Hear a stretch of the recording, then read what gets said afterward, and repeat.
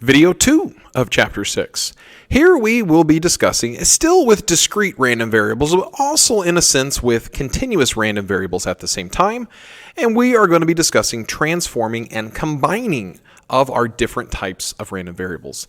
Now, this video is really going to focus on some basics. When we get into video 3, we'll get into some much more elaborate examples. So, first act, the transforming part, which is really a review from Chapter 2. So, back in Chapter 2, we talked about transforming data sets, an entire data set, not just particular values in a data set, but an entire data set. So I used an example back in Chapter 2 to say, hey, look, I've got a data set that represents the test scores of the Chapter 1 test. And I always add in a curve to everybody's test score. I add in 1.5 points to everybody's test score. So if I took an entire set of data and I added 1.5 points to it, and I show you here's kind of a fast way to do that in your lists if you wanted to use lists, but that's how you would do it. And so what we talked about was, well, what changed in terms of the statistics, in terms of the measures of center and spread and the positional values? All we're going to focus on in this video is just mean and standard deviation. How did the mean change? How did the standard deviation change? So again, back in Chapter 2, we also talked about medians and range and IQR and variance and positional values like minimums and maximums and Q1 and Q3, but we're not going to discuss those things. Again, we're just focusing on mean and standard deviation. So if I added a 1.5 point curve, then what changed was the mean also changed. By how much? 1.5 points. Now, what was interesting was the standard deviation did not change at all. And that was because really I took all of my data points and imagined them on a number line, and I just moved them all to the right 1.5 points down the number line. And so the spread didn't change. All the values moved the same amount. The spread is still exactly the same. So if you have an addition or subtraction transformation, then the old mean with the addition or subtraction change equals our new mean. So the mean of my curve scores is really going to be equivalent to the mean of my uncurved scores plus that addition change, that 1.5 curve. So if I wanted to figure out what the mean of all my new curve scores are, I don't have to find the mean of all the curve scores. I can just take my original mean and add 1.5 points to it. And then that'll be my new mean. Now, if we had our addition or subtraction transformation, then the standard deviations were exactly the same. The original standard deviation of the uncurved scores was still the same standard deviation of the curved scores. Now, a second scenario would be, what if instead of out of 20 points for my chapter tests, what if I wanted them to be out of 40 points? And so I want to double everybody's points. So again, I had list 1, here's my original test scores, but I want to double them so that they're really out of 40 points. So I multiply them all by 2 and I get these new test scores. And what's the new mean? What's the new standard deviation? So the mean still changed by a factor of 2, and the standard deviation changed by a factor of 2. So if we had multiplication or division, then the mean and your standard deviation values were both going to change. So if we have a multiplicative or divisional transformation, then the old mean with your multiplicative or divisional change equals the new mean. So I could have taken my original mean for my uncurved scores or my unscaled scores and doubled that old mean, and that would have given me the new mean for my curved scores or my scaled scores. Standard deviation applied the same way. So if I have my original standard deviation, I can double it, and that will give me my new standard deviation. So one example we'll look at of this, and then we'll go on to the second act of video 2.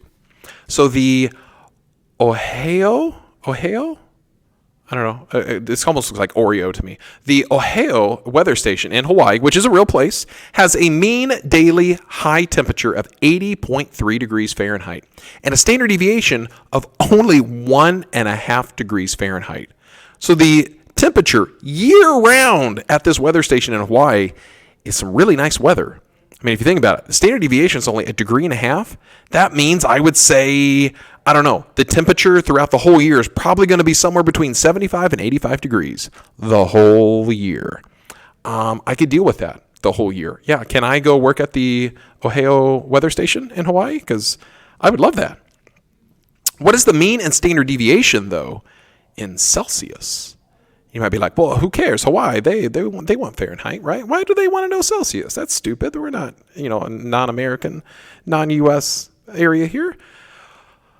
So the formula to convert Fahrenheit to Celsius is we have to take our Fahrenheit temperature, subtract away 32, and then multiply that result by 5/9. So this is an excellent example of using both a addition/subtraction change and also a multiplicative/divisional change.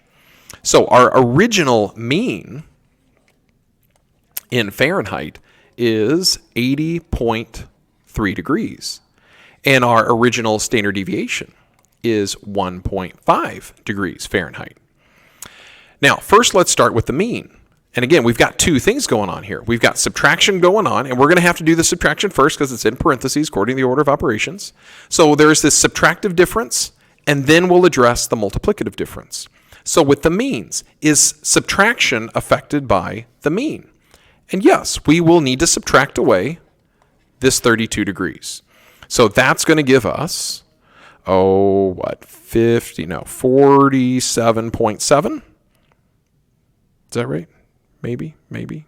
No, 47.3. Got a math. Right? No.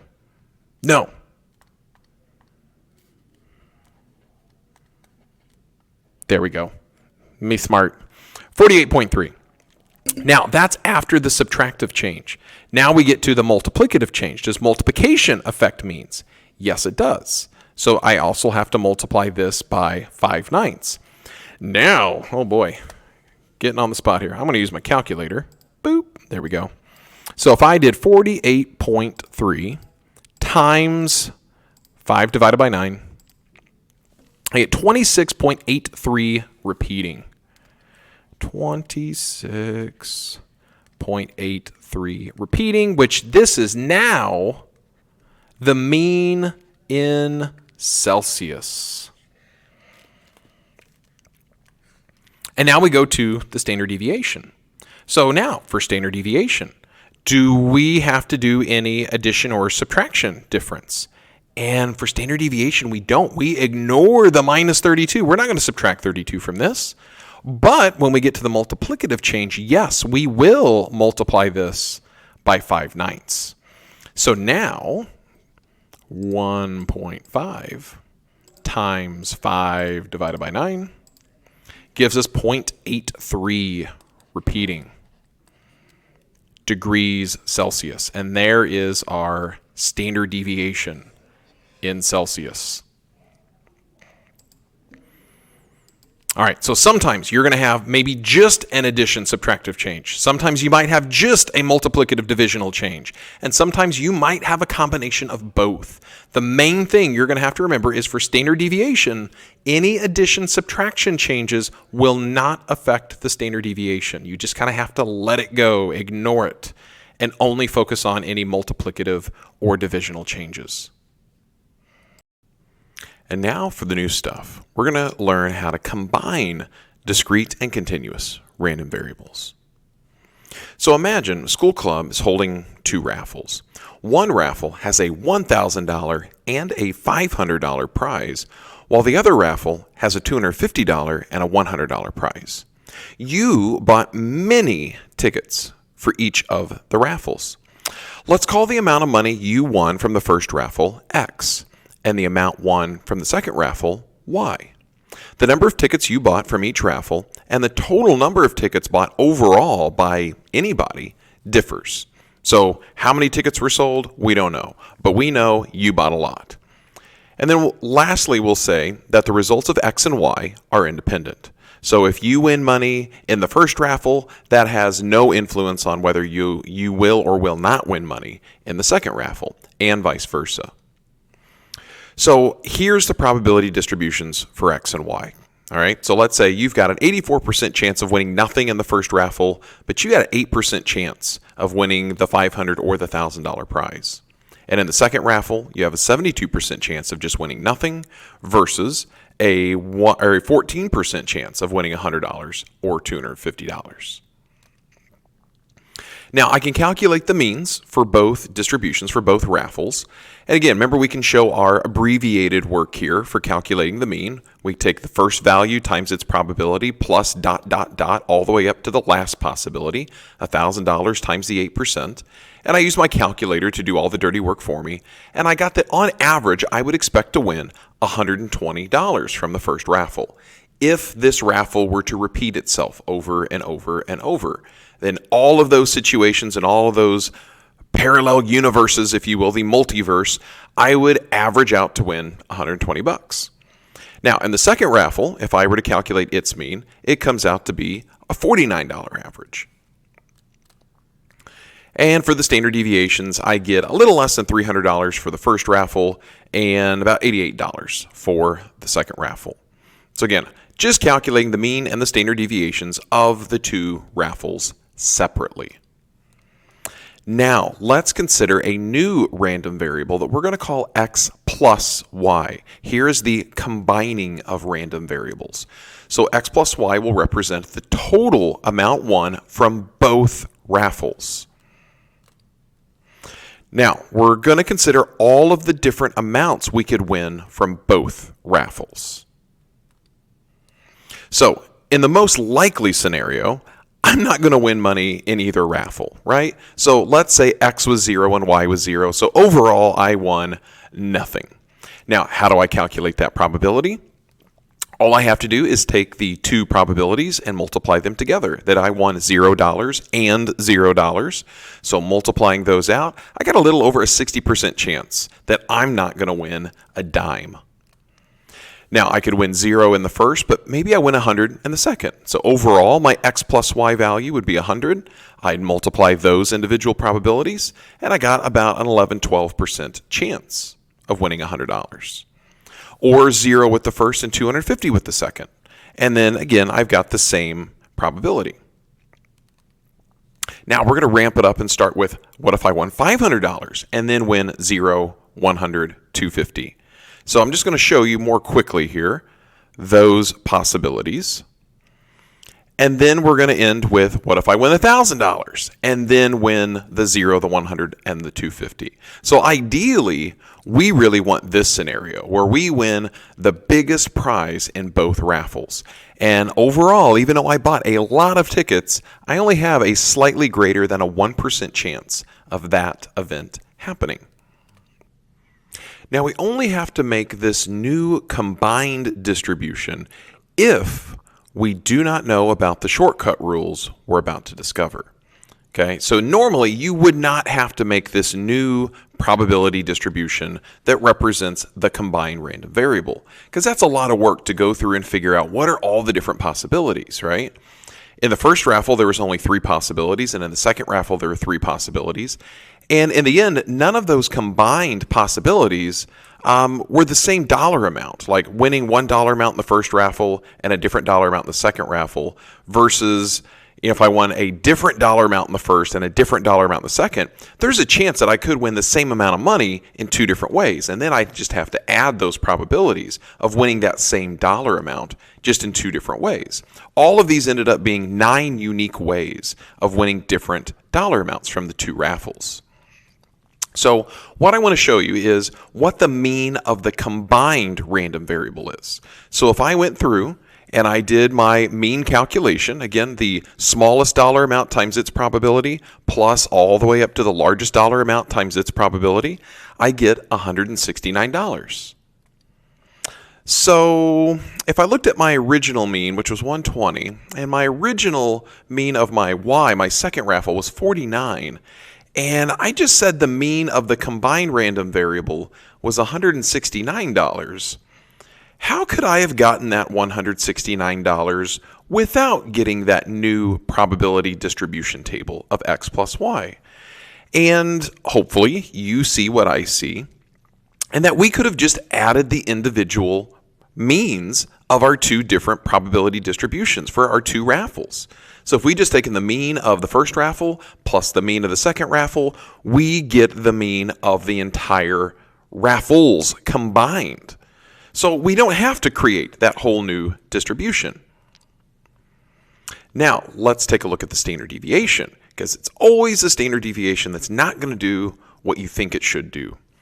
So I calculated the standard deviation of our x plus y combined random variable, and I got just a little over $300, $305.53. So if I look at my original standard deviation for the first raffle and my standard deviation for the second raffle, I'm not getting as good of a warm, fuzzy feeling that I'm going to be able to take these two numbers and easily get this number. Or can I even take these numbers at all and get this $305.53? So we can't just add together the standard deviations like we could with the means. So what can we do instead? Well, Drake's going to tell us, obviously, you shouldn't add the standard deviations. What we're going to do instead is we will first need to square the standard deviations, turn them into the variances, then we may add them together. And then we're going to have to square root the sum of the squared standard deviations. Now, this formula only works if x and y are independent of each other. And I told you at the beginning of the problem here that the different amounts that I could win from the two raffles were independent.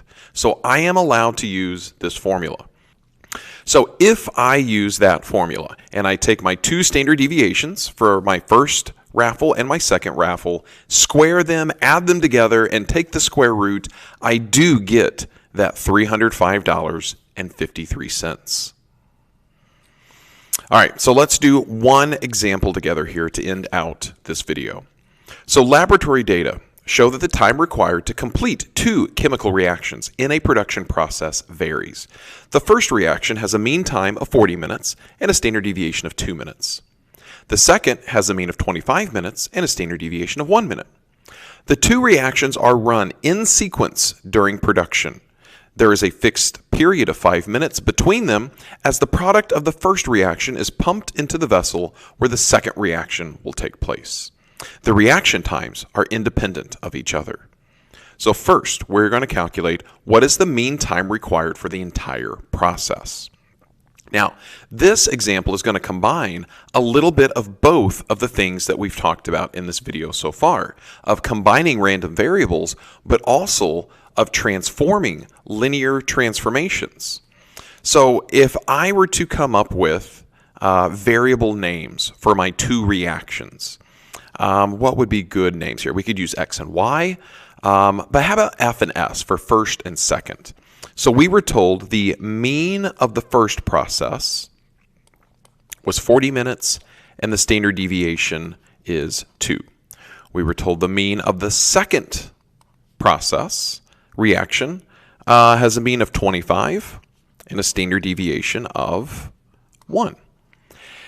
Now, we're not just simply going to add together the two means, because there is an additional piece to this puzzle, that there is a fixed period of 5 minutes between the two reaction times here. So if I were to make a new random variable, it's not just the first process plus the second process, but there's also this fixed 5 minutes between them. So I'm combining random variables here, but I'm also adding in a 5-minute period into the whole process. So this is really my new random variable. It's f plus s plus 5. Now, if it made you feel any better, we could flip-flop the s and the 5 to really kind of put it in the order of the entire process, right? First, we have the first process. Then we add on our 5-minute fixed period so that we can transfer the first reaction product into the second reaction product. And then we get to run the second reaction. So, depends on which way you want to look at this. It doesn't really matter. But I want to find what is the mean of this f plus 5 plus s. Now, we do get to add together the individual means for the first and the second process. But we got to remember from earlier, What did adding in a transformation do to our mean? Did that plus 5, will that affect the mean?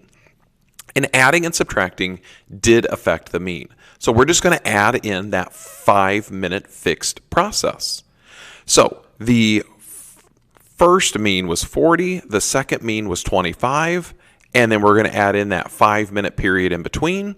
So 40 plus 25 plus 5 gives us a mean required time for the entire process to be 70 minutes. So there's the mean. That is mu sub f plus s plus 5 or f plus 5 plus s. Depends on which way you want to write it. Now, the standard deviation. So again, let's focus on standard deviation. So the first standard deviation we said was 2. The second standard deviation was 1. But again, we want to find what is the standard deviation of this new f plus s plus 5 random variable. So we got to consider. First, let's talk about combining the random variables. Remember, we said we can't just add the individual standard deviations, that we are going to have to square each of them and add them together. So we'll have this 2 squared plus 1 squared. But now let's address the elephant in the room. What do we do with that plus 5? Did adding and subtracting affect standard deviations? And no, it did not. It affected means, but not standard deviations. So we just have to learn to ignore that plus 5. So we really are only going to do the square root of 2 squared plus 1 squared. And that's going to give us the square root of 5, which is approximately 2.326. And so there's our standard deviation. Again, you could leave it as a square root if you like, or you can round it to a decimal. Now, in some situations, this isn't going to be many, but we will discuss some of these in class, we may need to subtract random variables. For the most part, we are going to add random variables, but if we needed to subtract, the rules are fairly similar. The means are still going to do exactly what you think the means are going to do.